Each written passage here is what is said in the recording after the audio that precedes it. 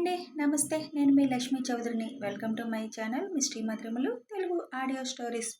ఛానల్ని సబ్స్క్రైబ్ చేసుకొని నన్ను సపోర్ట్ చేస్తున్నందుకు థ్యాంక్ యూ సో మచ్ యార్. ఇంకా సబ్స్క్రైబ్ చేసుకొని వాళ్ళు సబ్స్క్రైబ్ చేసుకొని సపోర్ట్ చేయండి. అల్లుకున్న బంధం పార్ట్ 56తో మీ ముందుకి వచ్చేసాను. కథలోకి వెళ్లే ముందు వీడియోకి లైక్ చేయడం, హైప్ ఇవ్వడం మాత్రం మర్చిపోకండి యార్. మీ సపోర్ట్ చాలా అవసరం. టైం 2 అయ్యి ఉంటుంది. ఇంకా పడుకోలేదా కన్నా అని కారులో ఉండే మెసేజ్ చేస్తుంది ఐషు. నేనే కాదు, ఎవ్వరూ పడుకోలేదు అని రిప్లై ఇస్తాడు శివ్. అదేంటి కన్నా, ఇంతసేపు పడుకోకుండా ఏం చేస్తున్నారు అందరూ? శివ్ కాల్ చేస్తూ పక్కకు వెళ్తాడు. కన్నా, సారీ, అరుణ్ గురించి చెప్పనందుకు. నీకు అలవాటే కదా, అయినా నువ్వెలాగూ చూసుకుంటావని నా నమ్మకం కన్నా అంటుంది ఐషు.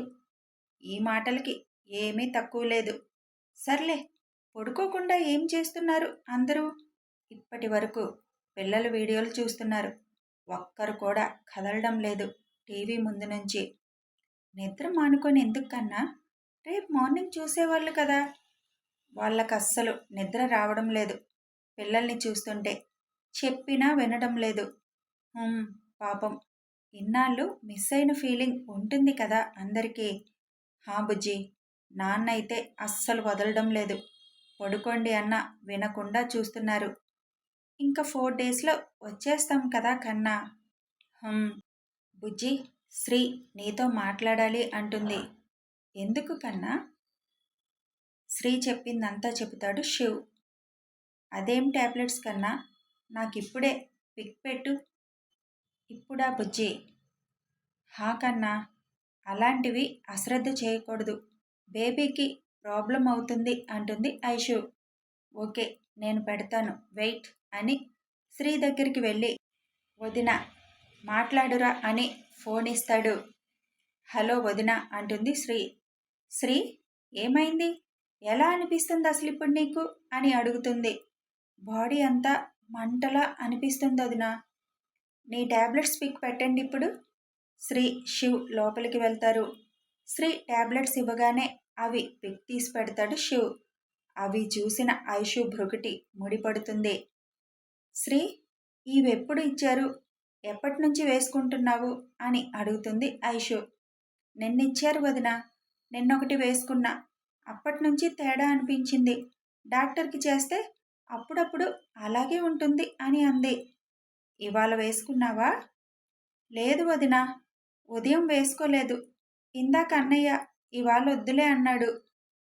థ్యాంక్ గాడ్ అనుకొని, శ్రీ అవి ఇంక వేసుకోకు, అవి నీకు పడడం లేదు.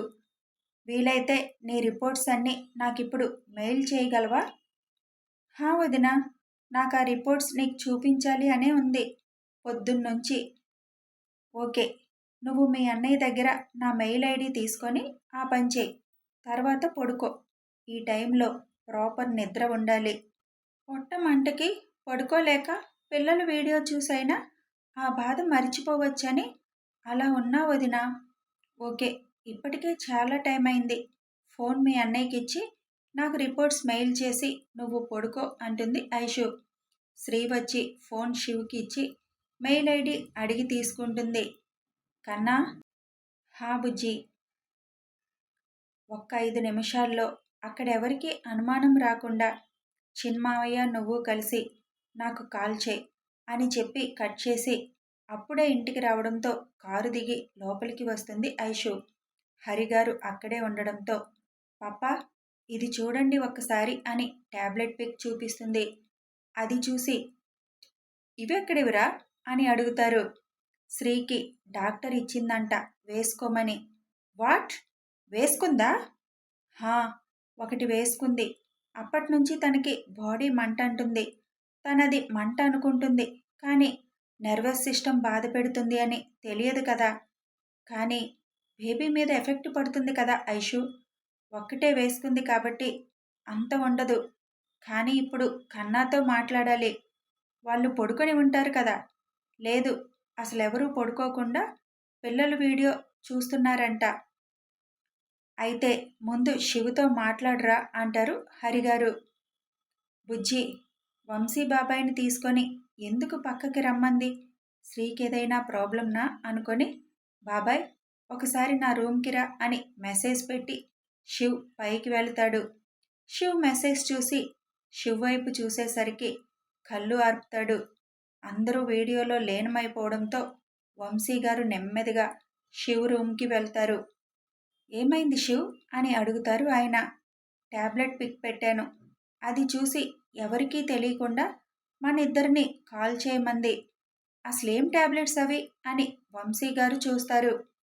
ఈ ట్యాబ్లెట్స్ శ్రీకెందుకు ఇచ్చారు అని ఆయన షాక్ అవుతాడు. ఏం ట్యాబ్లెట్స్ బాబాయ్ అవి? దేనికి వాడతారు? అర్జెంట్ కాల్ మీ అని ఐషు మెసేజ్ చూసి ముందు కాల్ చేద్దాం అని కాల్ చేసి స్పీకర్ ఆన్ చేస్తాడు శివ్. కన్నా, చిన్మామయ్య గారు చూసారా అవి? అడుగుతుంది ఐషు. హా బుజ్జి, ఇందాక తను తేడాగా ఉంది అన్నప్పుడు మామయ్య ఒకసారి చెక్ చేసి ఉండాల్సింది. ఏమైంది బుజ్జి, ఏదన్నా ప్రాబ్లంనా అడుగుతాడు శివ్. మామయ్య గారు మీకు అర్థమయ్యే ఉంటుంది కదా అని అడుగుతుంది. హా ఐషు, ఇప్పుడు ఏం చేయాలరా అడుగుతారు వంశీ గారు. మన మెడికల్ స్టోర్లో ఉన్నాయా అవి? అసలు అవెందుకు అమ్ముతున్నారు? లేదు, మన మెడికల్ స్టోర్లో లేవు అవి అంటారు వంశీ గారు. ఓకే కన్నా, వినండి. ఆ ట్యాబ్లెట్స్ బేబీ అబార్ట్ అవడానికి ఇచ్చారు. అంటే బేబీ కడుపులోనే చనిపోవడానికి. వాట్? ఏమంటున్నావు బుజ్జి? హా కన్నా, అదే నిజం. అంటే ఇప్పుడు నో కన్నా, ఒక్కటి వేసుకుంది కాబట్టి 7వ నెల వచ్చింది కాబట్టి అంత తొందరగా ఎఫెక్ట్ ఉండదు. తను ఇంకోటి వేసుకోకపోవడం కొంత తనకి బెస్ట్ అయ్యింది. తెల్లారాక ఆ డాక్టర్ దగ్గరికి కాకుండా ఇంకెక్కడికైనా వెళ్ళి స్కాన్ తీయించి నాకు రిపోర్ట్స్ పంపించండి. మామయ్య, ఇంజెక్షన్ మన స్టోర్లో ఉంటుందా అని అడుగుతుంది ఐషు. హా, ఉంటుంది ఐషు. మీరిప్పుడు అది తెచ్చి వెంటనే తనకి చేయండి. ఆ ట్యాబ్లెట్ ఎఫెక్ట్ తగ్గుతుంది. అలాగే, ఇప్పుడే వెళ్ళి తెస్తా అని ఆయన వెళ్ళిపోతారు. కన్నా, బుజ్జి, ఏదన్నా అయితే శ్రీ తట్టుకోలేదు. డూ సంథింగ్ రా. కన్నా, ఒక్క ట్యాబ్లెట్కి తనకి అంత ఎఫెక్ట్ ఉండదు. Don't worry. ముందు రేపు నేను శ్రీతో మాట్లాడాలి. తన రిపోర్ట్స్ మెయిల్ చేసింది. నేను అవి చెక్ చేస్తాను. తెల్లారగానే ఎంత తొందరగా వీలైతే అంత తొందరగా నాకు స్కాన్ రిపోర్ట్ పంపించండి కన్నా. ఇంట్లో ఏమీ చెప్పకండి, భయపడతారు. శివ్ సైలెంట్గా వింటాడు. కన్నా, హా బుజ్జి, ఏమీ అవ్వదు, నేను చెబుతున్నాను కదా, కంగారు పడకు. అది కాదు, శ్రీ విషయంలో నేనేమైనా నెగ్లెక్ట్ చేశానా అని బాధగా ఉందిరా. కన్నా, ఈ మెడిసిన్ గురించి నీకేం తెలుస్తుంది? పైగా నువ్వు అసలు ఇండియాలోనే లేవు. రేపు శ్రీతో మాట్లాడి అప్పుడు డాక్టర్ గురించి ఆలోచిద్దాం. ప్రస్తుతం నువ్వేమీ టెన్షన్ పడకు. ఓకే, నేను రిపోర్ట్స్ చెక్ చేస్తాను. కాసేపు పడుకో నువ్వు కూడా అని కాల్ కట్ చేస్తుంది. ఫోన్ కట్ అయ్యాక శివ్ ఆలోచనలో పడతాడు. అసలు బేబీ అబార్ట్ అవ్వడానికి ఎందుకు ఇచ్చారు? అది కూడా మన హాస్పిటల్లో. తను పిన్ని బంధువు కదా అని ఆలోచిస్తాడు. ఇంతలో అన్నయ్య, కిరణ్ బావ వీడియో కాల్ చేస్తున్నాడు అని వర్షిత్ వచ్చి చెబుతాడు. ఇక ఆలోచన కాసేపు పక్కన పెట్టి కిందకి వెళ్తాడు. శివ్ సింగిల్ సీటర్లో కాలు మీద కాలు వేసుకొని టీవీగా కూర్చుంటాడు. ఎదురుగా ల్యాప్టాప్ ఉంటుంది. అవతల అరుణ్ గడికి కిరణ్ మైక్ ఆల్రెడీ కోటింగ్ ఇచ్చి కుర్చీలో కూర్చోబెట్టి వాడి ముందు ల్యాప్టాప్ పెడతారు. ఎదురుగా సింహంలా కనిపిస్తున్న శివుని చూడగానే వాడికి ఒక్కసారిగా ఒళ్ళు జలధరిస్తుంది. నువ్వు నువ్వు ఎందుకు నన్ను తీసుకొచ్చావు? ఏరా, ఇంకా అర్థం కాలేదా? అంటే అంటే ఐషు. షటప్. ఐశ్వర్య శివాంష్. నీ నోటి నుంచి తన పేరు వచ్చిందో నాలుక కోస్తాను అని బేస్ వాయిస్తో అంటాడు శివ్. శివుని ఈ యాంగిల్లో చూడడం ఇంట్లో వాళ్ళకి కూడా ఇదే ఫస్ట్ అవడంతో రెప్ప కొట్టకుండా చూస్తున్నారు. అప్పటికే వంశీ గారు కూడా వస్తారు. శివ్ కూర్చున్న విధానం, ఆ బాడీ మేనరిజం, గొంతులో బేస్ అందరికీ కొత్తగా అద్భుతంగా అనిపిస్తుంది. ఏరా, నోరు లెగవటం లేదు? ఆఫీస్లో అమ్మాయిని ట్రాప్ చేసి ఆ అమ్మాయి జీవితాన్ని నాశనం చేసి చంపేసి ఇప్పుడు ఆ కేసు నుంచి తప్పించుకోవడానికి అన్న అమెరికా పంపిస్తే అక్కడ నువ్వు చేసే పనులేంట్రా? పెళ్ళైన ఆడదాని వెనక కూడా పడతారా? మీ అన్న తమ్ముడికి ఆడదైతే చాలా. ఇదంతా నీకు ఇక్కడుంది శివాంష్. నీ చరిత్ర కనుక్కోవడం నాకు 5 నిమిషాల పని. సారీ శివాంష్, తను నీ వైఫ్ అని తెలీదు. ఇంకెప్పుడు తన జోలి వెళ్ళను. నన్ను వదిలే అని అప్పటికే శివ్ గురించి తెలుసు కాబట్టి వణుకుతున్నాడు అరుణ్. అరెరే, ఇందాకేదో వాగావ్, కారు ఎక్కకపోతే పిల్లల్ని అని. ఆడవాళ్ళ దగ్గర మాత్రమేనేరా మీ ప్రతాపమంతా? ఇప్పుడు కాళ్ళ బేరానికి వచ్చావు. అది నిజం కాదు. ఏదో తనని బెదిరించడానికి అలా చెప్పాను. అవునా? మరేంటి? నా ఇంటి ముందు ఒక 6 అచ్చోసిన ఆంబోతులు అనుమానాస్పదంగా ఉన్నారు. వాళ్ళ కాళ్ళు చేతులు విరగ్గొట్టి పక్కన పడేశాం సార్ అని మా సెక్యూరిటీ ఫోన్ చేసి చెప్పారు మరి అని అంటాడు శివ్. అది తప్పైపోయింది శివ్. ఇంకెప్పుడు అలా చెయ్యను. పెళ్ళయిందని తెలుసు, పిల్లలున్నారని తెలుసు. అయినా కూడా చీ కొడుతున్నా బలవంతంగా కావాలని కోరుకోవడం ఏంటిరా? అక్కడ నా భార్య కాకుండా ఇంకెవరో ఉంటే వాళ్ళ పరిస్థితి ఏంట్రా? నీలాంటి మదమెక్కిన జంతువులకి బయట తిరిగే ఛాన్స్ ఇవ్వకూడదు. ఈ ఒక్కసారికి వదిలేషు ప్లీజ్. ఇంక ఆడవాళ్ళ జోలి వెళ్ళను. మైక్, వాడికి ఫుల్గా సన్మానం చేసి డార్క్ రూమ్లో పడేయండి అంటాడు శివ్. శివ్ ప్లీజ్ శివ్. ఇలా చాలామంది అమ్మాయిలు నిన్ను బతిమలాడి ఉంటారు. అప్పుడు ఇలాగే రూమ్లో బంధించి వాళ్ళ జీవితాలతో ఆడుకున్నావు కదా. ఇప్పుడు నీకు జీవితం అంటే ఏంటో నేను నీకు చూపిస్తాను. బాయ్స్, మీ పని కానివ్వండి అంటాడు శివ్. అరుణ్కి ఫుల్గా కోటింగ్ ఇచ్చి ఈడ్చుకుపోతారు. ఇంకా ఎందుకురా వాడిని ఇక్కడ ఉంచడం? ఆతుల్గాడిని చేసినట్టు మంచానికి పరిమితం చేసి ఏదో ఒక హాస్పిటల్లో పడేస్తే పోయేదిగా అని కిరణ్ అంటాడు. వాడి అన్నతో కొంచెం ఆడుకోవాలి, తర్వాత వాడిని ఎక్కడికి పంపాలి అక్కడికి పంపిస్తా అంటాడు శివ్. సరే నీ ఇష్టం, ఒక దెబ్బకి 2 పెట్టాలన్నమాట అంటాడు కిరణ్. శివ్ కార్నర్ స్మైల్ ఇస్తాడు. ఆ నవ్వుతో అన్నీ చేసేరా. సరే ఇక పడుకో, అక్కడ ఏ మూడో అయి ఉంటుంది కదా అని కాల్ కట్ చేస్తాడు కిరణ్. కాల్ కట్ అయ్యాక మళ్ళీ నార్మల్గా కూర్చున్న శివుని చూసి, అన్నయ్య నువ్వు సూపర్. ఆ కూర్చోవడం, ఆ మొహంలో సీరియస్నెస్ చూస్తే నాకు భయం వేసింది. నువ్వు మా హీరో అన్నయ్య అంటాడు వర్షిత్. నువ్వు వీటి మీద కాదు, చదువు మీద కాన్సన్ట్రేషన్ పెట్టు అంటాడు శివ్. షూర్ అన్నయ్య. సరే 3 అయ్యింది, వెళ్ళి పడుకోండి అని శివ్ వంశీ దగ్గరికి వెళ్తారు. తెచ్చావా బాబాయ్? హా, వెళ్ళి చేయాలి అంటారు వంశీ గారు. మా, ఇందాక శ్రీ బుజ్జితో తన ప్రాబ్లం చెప్తే ఆ మంట తగ్గడానికి ఒక ఇంజెక్షన్ చెప్పింది. బాబాయ్ తెచ్చాడు. బాబాయ్ ఇంజెక్షన్ చేస్తాడు. నువ్వు తనతో ఉండు అంటాడు శివ్. విజయ గారు వెళ్ళగానే వంశీ వెళ్ళి ఇంజెక్షన్ చేస్తారు. ఎందుకు బాబాయ్ ఇది? ఐషు చెప్పిందమ్మా, నీకు మంట తగ్గడానికి ఇది చేయమంది.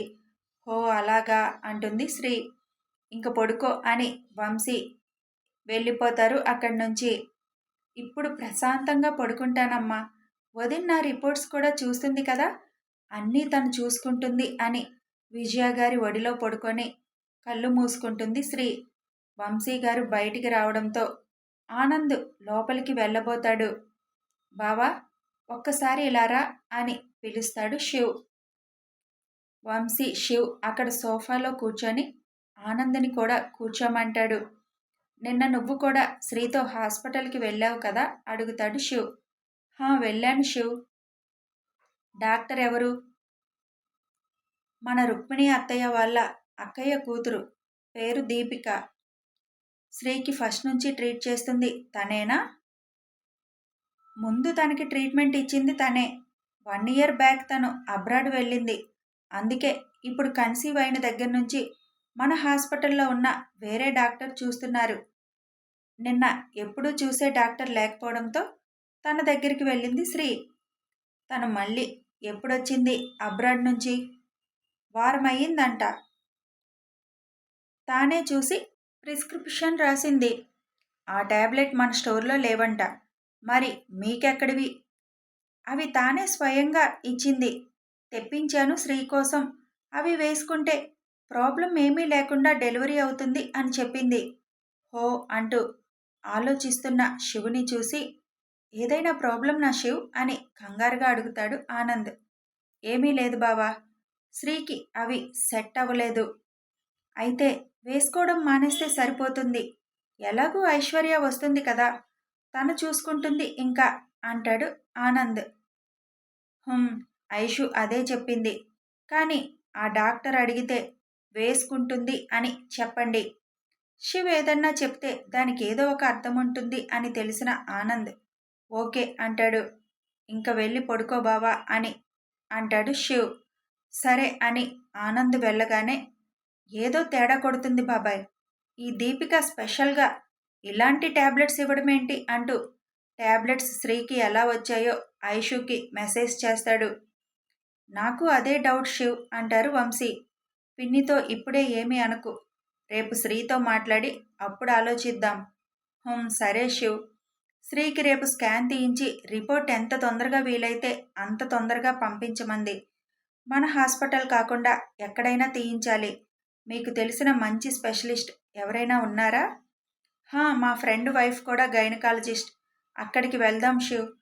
ఆనంద్ రాగానే శ్రీని సరిగ్గా పడుకోబెట్టి బయటికి వచ్చిన విజయ గారు, శివ్ ఇంకా ఏంటి డిస్కషన్, వెళ్ళి పడుకోండి అంటారు. హామా, శ్రీ పడుకుందా? హా, ఇంజెక్షన్ చేశాక పడుకుంది. సరే, నువ్వు వెళ్ళి పడుకో అంటాడు. మీరు పడుకోండి అని ఆవిడ వెళ్ళిపోతారు. సరే బాబాయ్, రేపేం చేయాలి చూద్దాం, వెళ్ళి పడుకోండి అని చెప్పి శివ్ కూడా వెళ్ళిపోతాడు. అమెరికా. ఐషు రిపోర్ట్స్ అన్నీ చూడడం మొదలు పెడుతుంది. అవి చూస్తుంటే ఐషుకి కాసేపు మైండ్ పనిచేయలేదు. మొత్తం 1కి 4 సార్లు చూస్తుంది వాటిని. శివ్ పంపించిన మెసేజ్ చూశాక విషయం చాలా వరకు క్లారిటీ రావడంతో శ్రీతో ఒకసారి మాట్లాడి కన్ఫర్మ్ చేసుకోవాలి అనుకుంటుంది. అన్నీ చూసి ల్యాప్టాప్ క్లోజ్ చేస్తుండగా ఇద్దరు పిల్లలు వచ్చి మా నాన్న ఫోను చేయి అంటారు ల్యాప్టాప్ చూసి. ఇద్దరిని ఒళ్ళో కూర్చోబెట్టుకొని నాన్నిప్పుడు బొజ్జోనుంటారు, నాన్నకి రెస్ట్ కావాలి కదా, కాసేపు ఆగి చేద్దాం అంటుంది. అని బొర్రూపి మా ఆచ్ నాన్న పా అంటారు. వెళ్దాం, ఇంకో 4 డేస్లో మనం నాన్న దగ్గరికి వెళ్ళిపోతున్నాం. ఫ్లైట్ ఎక్కి జుయ్యి అంటూ వెళ్ళిపోదాం అని ఇద్దరికీ ముద్దులు పెడుతుంది. అప్పుడే కిరణ్ లోపలికి వస్తాడు. అన్నా, వాడికి ఏం వీరి చేశారు అని అడుగుతుంది. ప్రస్తుతం ఒళ్ళు హోనం చేయించాడు మీ ఆయన, ఒక రూమ్లో వేసి ఉంచమన్నాడు. వాడికి మంచిగా చెప్పా, వినలేదు. ఇప్పుడెందుకు పనికి రాకుండా పోతాడు. అయినా ముందు చెప్పడం తెలీదా ఐషు? కన్నా ఎలాగూ తెలుసుకుంటాడు, అందుకే నేను చెప్పలేదు అంటుంది. ఎంత నమ్మకమో వాడి మీద. మా అని అరుస్తారు ఇద్దరు, వాళ్ళతో మాట్లాడకుండా వాళ్ళే మాట్లాడుకుంటున్నారు అని. అబ్బా, ఎందుకలా అరుస్తున్నారు ఇద్దరు అని అంటాడు కిరణ్. మామ, నాన్న అచ్చు జుయ్యి పోతా అంటాడు ఆయు. ఏంటి చెబుతున్నావు నాన్న? వాళ్ళ నాన్న దగ్గరికి అమ్మ మేము జుయ్యి అని వెళ్ళిపోతాము అని చెబుతున్నాడు అన్నా. మీరు వెళ్ళండి, మా చెల్లి రాదు, మా చెల్లి మా ఇంటికి వస్తుంది, మీరు మీ నాన్న దగ్గరికి పొండి అంటాడు కిరణ్. మామ తంత అని ఇద్దరూ వెళ్ళి కిరణ్కి 2 వేస్తారు. శ్రావణి అది చూసి నా పేరు కూడా చెప్పి ఇంకో 2 వేయండి బుజ్జులు అని అంటుంది. ఇద్దరూ నవ్వుతూ ఇంకో 2 దెబ్బలు వేస్తారు. ఆశి ఇంకో అడుగు ముందుకు వేసి కొరుకుతుంది. అబ్బా అని కిరణ్ అనగానే ఇద్దరూ నవ్వుతారు. ఆశి, తప్పు కదా, అలా చేయొచ్చా అని ఐషు కొంచెం గట్టిగా అనగానే మా అమ్మ అంటూ ఇద్దరు ఐషు మీద పడతారు.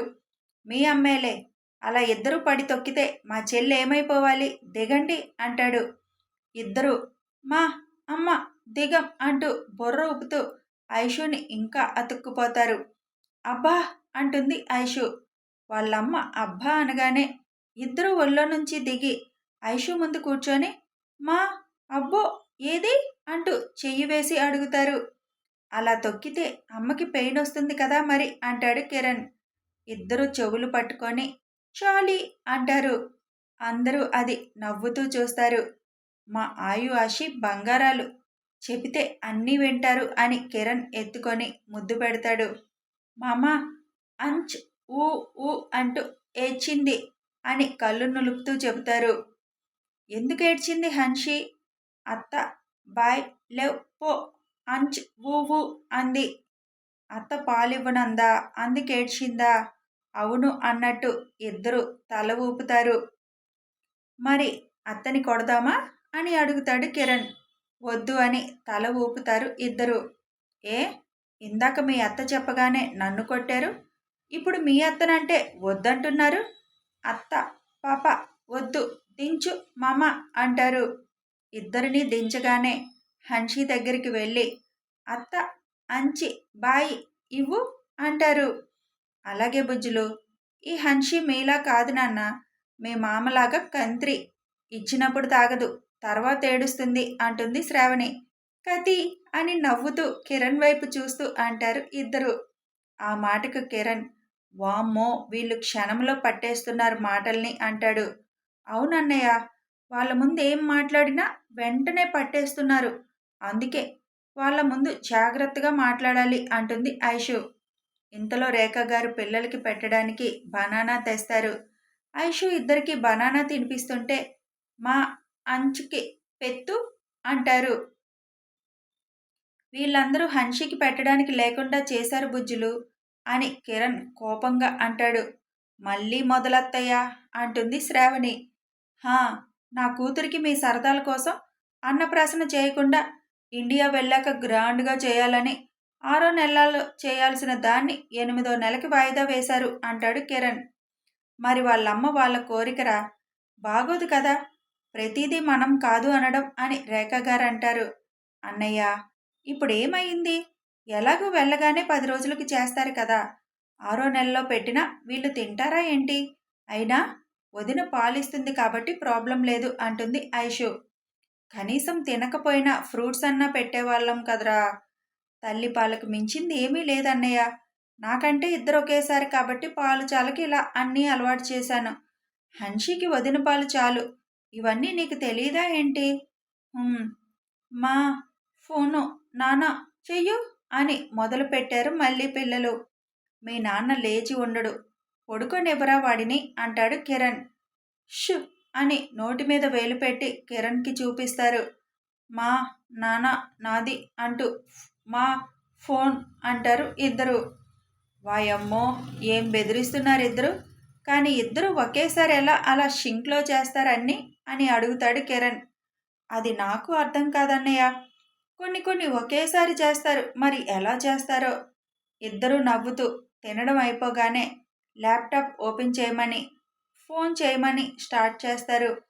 ఇంకిప్పుడు నాన్నకి అక్కడ 6 అయి ఉంటుంది, పడుకొని 2 గంటలైనా అయి ఉండదు, కాసేపు ఆగండి కన్నలు అంటుంది. ఇద్దరు బొంగమూతి పెట్టి అలిగి వెళ్ళి కూర్చుంటారు. అది చూసి అందరూ నవ్వుకుంటారు. అప్పుడే హరిగారు లోపలికి వస్తూ ఐషుకి కవరు ఇస్తారు. అందులో ఉన్న మ్యాటర్ చదవగానే ఐషుకి కోపం వస్తుంది. కథ కొనసాగుతుంది. ఐషుకి అంత కోపం ఎందుకు వచ్చింది? మరి శ్రీ ప్రాబ్లం ఐషు సాల్వ్ చేయగలదా? తెలియాలి అంటే ఫాలో అయిపోండి, సబ్స్క్రైబ్ చేసుకోండి, లైక్ చేయండి, షేర్ చేయండి. Thanks for watching and listening.